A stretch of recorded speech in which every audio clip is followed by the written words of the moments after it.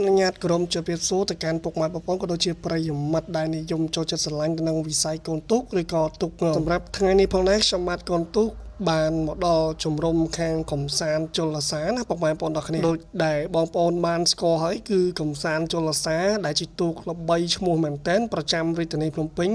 ហើយល្បឿនក៏ល្អឯកនោះទៀតហើយសម្រាប់គំនូបច្ចុប្បន្នក្នុងឆ្នាំ2026នេះវិញក៏ល្អឆាតនោះទៀតពុកម៉ែបងប្អូនទាំងគ្នាឃើញថាខកខានអស់រយៈពេល2ឆ្នាំហើយទាំងឆ្នាំនេះគឺមិនទាន់បានចោះចេញប្រកួតនោះទេតាក់ទងជាមួយនឹងកំសាន្តជលសាហើយខ្ញុំក៏សង្ឃឹមថានៅក្នុងឆ្នាំ2026នេះអាចនឹងមានឈ្មោះចូលរួមនៅក្នុងកម្មវិធីណាមួយហើយខ្ញុំក៏ចង់ឃើញមែនតើតាក់ទងជាមួយនឹងល្បឿនក្នុងពេលបច្ចុប្បន្នដោយសារតែខ្ញុំចង់ឃើញនោះគឺដោយសារតែទូកំសាន្តជលសាគឺបានយកមកកែសម្រួលផងដែរនៅឯវត្តពីជ័យរាំងសី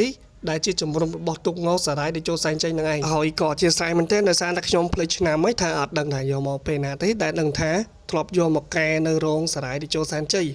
ហើយសម្រាប់ពេលបច្ចុប្បន្នគឺសង្ងំនៅក្នុងរោងជ័យមិនតាន់បានចេញទៅណានោះទេអញ្ចឹងមានតែរោងចាំមើលតអស់គ្នាណាពុកម៉ែបងប្អូនទាំងគ្នាហើយខ្ញុំដឹងថាពុកម៉ែបងប្អូនទាំងគ្នាខ្លះក៏នឹកកំសាន្តជលសាដូចគ្នា